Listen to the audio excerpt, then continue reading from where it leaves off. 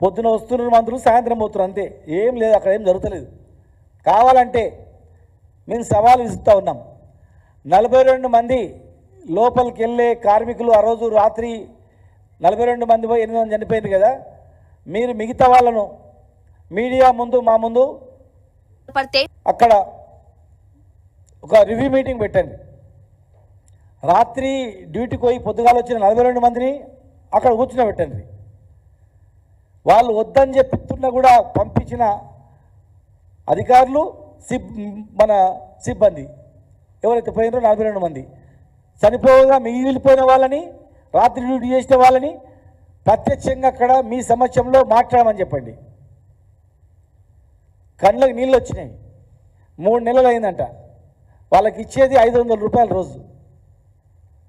23 కిలోమీటర్ల లోపలికి పోయి ప్రాణాలకు తెగించి ఆక్సిజన్ పోయిందంటే, ఆక్సిజన్ మిషన్ పనిచేయలేదంటే చచ్చిపోతారు లోపలే ఆక్సిజన్ అడక.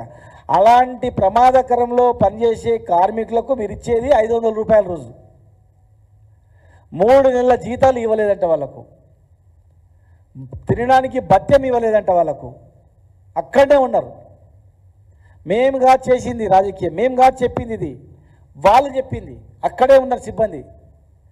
ఇవాళ పోదామంటే మీరు హెలికాప్టర్లు రాండి అందరూ, మేము బస్సులో వస్తాం, మేమందరం. మీరు హెలికాప్టర్లు రాండి, మేము ముందు పోయి బస్సులో పోయి ఉంటాం.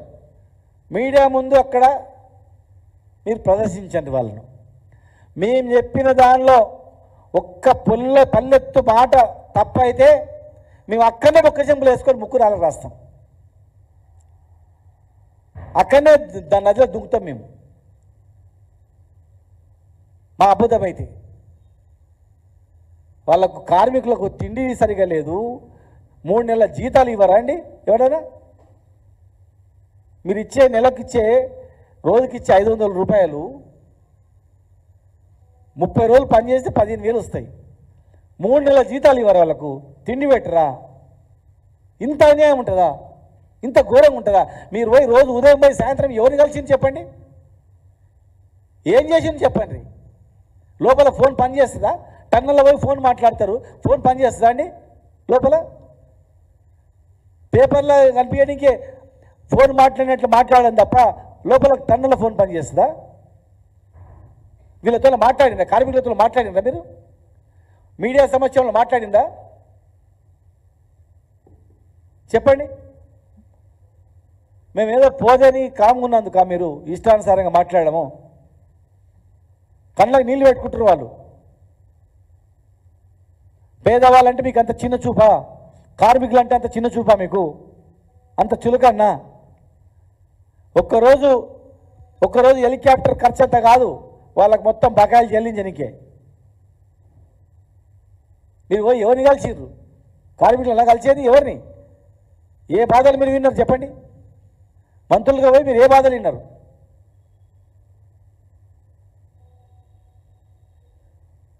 వద్దనగా పంపించిర్రు, సాగుకు కారకులైనరు. కనీసం ప్రయత్నం, సరైన ప్రయత్నం లేదు. మేము మాట్లాడితే మా మీద ఉల్టా దబాయింపులా? ఉల్టా దబాయింపులు చేసి మాట్లాడతారా మీరు?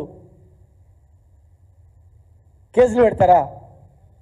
మాట్లాడిన దానికి కలవరా మీరు మమ్మల్ని? మేము నక్సలైట్లమా? ఆ నల్లమల్ల అడవిలోకి వచ్చిన నక్సలైట్లమా మేము? చెప్పండి. 10 ఏళ్ళు పరిపాలించింది మేము కదా? మా ప్రభుత్వంలో మీరు కూడా మంత్రులు ఉన్నారు కదా? మీ మాట వినలేదా? ఆనాడు అసెంబ్లీలో జానారెడ్డి గారు మాట్లాడినందుకే కదా కేసీఆర్ గారు ఇమ్మీడియట్గా మీటింగ్ పెట్టి, ఆల్ నెంబర్ 1లో మీటింగ్ పెట్టి ఇమ్మీడియట్గా స్టార్ట్ చేయండి అని మల్టట్ రోజే 100 కోట్లు నిధులు విడుదల చేసి మొబిలైజ్ అడ్వాన్స్ కింద ఇమ్మీడియట్గా విడుదల చేసి పాత బకాయిలు ఉంటే చెల్లించి స్టార్ట్ చేయమని చెప్పలేదా? మేము అట్లే అన్నామా? మేము అట్లే మాట్లాడినామా? ఇలాంటి చర్యల వల్ల ఏమైందంటే వచ్చే ప్రభుత్వంలో అరే మనం ఇట్లా చేయాలనేటువంటి భావన కలుగుతుంది. అభివృద్ధి పక్కకు పెట్టి కక్ష సాధింపులు అనేవి చేయండి అనేటట్టు మీరు ముందు ట్రైనింగ్ ఇచ్చినట్లయితే తప్ప ఒక్కటి కూడా మీది కరెక్ట్గా లేదు.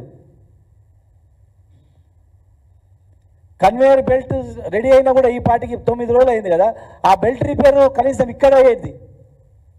కన్వేయర్ బెల్ట్ రిపేర్ చేస్తేనన్నా కనీసం ఆ బెల్ట్ ద్వారా మట్టి మొత్తం తీసేవాళ్ళు. ఇవాళ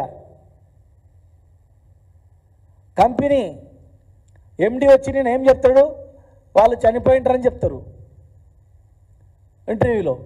వీళ్ళు ఏం చెప్తారు, బతికిండ్రు మేము సహచర్యలు చేపడతామని చెప్తారు. వీళ్ళు బతకాలని మేము కోరుకుంటాం. ఇరుక్కపోయినరేమో, నిజంగా వాళ్ళు ఇరుక్కపోయినరేమో, మిషన్ దగ్గర ఉన్నారేమో, తొందరగా తీయాలని మేము కోరుకున్నాం.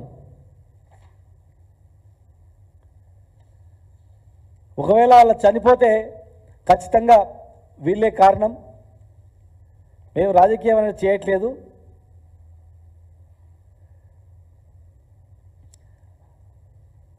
ఐదు సంవత్సరాల తర్వాత పనులు ప్రారంభమైనప్పుడు మీరు 15 నెలల్లో 15 మీటర్లు కూడా తీయలే. మీరు 15 నెలలు మీరు పరిపాలన చేసి 15 మీటర్లు కూడా తవ్వలే. మీరు 15 మీటర్లు కూడా మీరు మట్టి తవ్వలే. 5 సంవత్సరాల తర్వాత పని చేసేటప్పుడు మీరు geological survey of India report తీసుకోవాలి. లేదు నేషనల్ ఇన్స్టిట్యూట్ ఆఫ్ రాక్స్ మేకర్ని పిలిపించి వాళ్ళ ఒపీనియన్ తీసుకోవాలి. ఒకవేళ geological survey of India report మీరు ప్రారంభించే కన్నా ముందుంటే మీడియా సమక్షంలో ప్రవేశపెట్టాలి. అది లేదంటే నేషనల్ ఇన్స్టిట్యూట్ ఆఫ్ ఏది రాక్స్ మెకానిక్ వాళ్ళు కూడా ఒపీనియన్ ఇస్తారు. ఒకవేళ వాళ్ళ ఒపీనియన్ ఏమైనా ఉందా, అది ఉంటే కూడా మీరు ప్రారంభించే కన్నా ముందు మీకు ఎవరి అనుమతి తీసుకున్నారు, టెక్నికల్ ఒపీనియన్ ఎవరు ఇచ్చిర్రు, అది కూడా మీరు బయట పెట్టాలి. ఇది ఆగిపోయినప్పుడు వాటర్ వస్తుంది, పైనుంచి మట్టి వస్తుందని ఆగిపోయింది. అవతల ఇంకొకటి రివర్స్, అటు నుంచి ఇంకొక మిషన్ బేరింగ్ ఖరాబ్ అయింది. మీ నెల ఇది ఆ బేరింగ్ ఒకవేళ తొందరగా తెచ్చి స్టార్ట్ చేసినా ఓపెనింగ్ ఒకటి, అవుట్లెట్ నుంచి కూడా ఒకటి స్టార్ట్ అయింది మిషన్. ఒకవేళ ఆ బేరింగ్ తీసుకొచ్చి తొందరగా స్టార్ట్ చేసినా అక్కడ నుంచి కంప్యూటరైజ్ చేసుకుంటూ వచ్చేది. మీరు బేరింగ్ తెప్పియలేదు ఇంతవరకు. ఇంకా చిన్న బేరింగ్ తెప్పియక ఆగిపోయింది అవతల. ఇక్కడ ఎలాంటి అనుమతులు తీసుకోకుండా, ఒపీనియన్ తీసుకోకుండా పనులు స్టార్ట్ చేశారు. ఇక్కడ మీ చర్యల వల్ల 8 మంది ప్రాణాలు పోయినాయి. అక్కడ కనీసం వాళ్ళను కాపాడడానికి కూడా ఎలాంటి సరైన చర్యలు చేపట్టలేదు. 5 రోజులు మేము రాకుండా ఉన్నా టీఆర్ఎస్ వల్లనే కూలిపోయింది అన్నందుకు. ఎట్లా కూలిపోయింది చూద్దాం, ఏమైనా ఉన్నాయా అనుమతులను పోతే ఇలాంటివి లేవు. ఇలా ఉల్టా మమ్మల్ని బదలాం చేయడానికి మమ్మల్ని మాట్లాడడం తప్ప